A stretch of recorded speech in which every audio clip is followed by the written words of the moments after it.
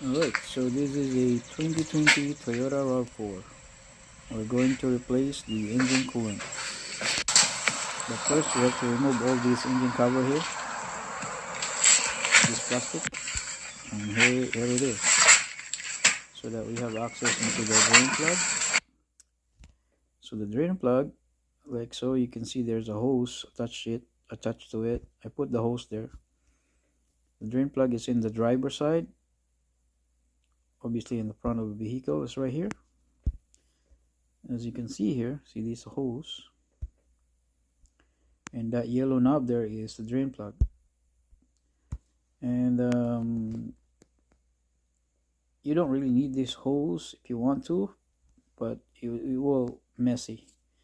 So to have this hose, at least, you know, a little bit cleaner. Even if it's have a hose, sometimes, you know, it's still dripping somewhere else, but it's a lot better.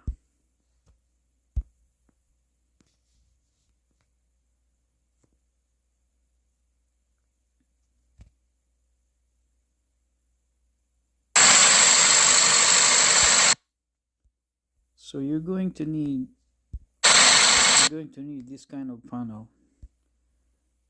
You don't really have to, but if you have it, it would be a lot better, because while you're filling it up, it also bleed the system, so it would be helpful. And that's about it.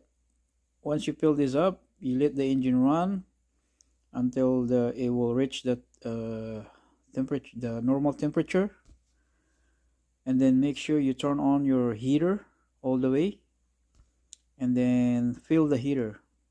If there's a heater coming out, that means it's the coolant is circulating. So after that, you can close everything, top up the reservoir, and that's it, you're done. So that's how simple it is. And also, if this video helpful, please consider to like, share, and subscribe. Thank you for watching.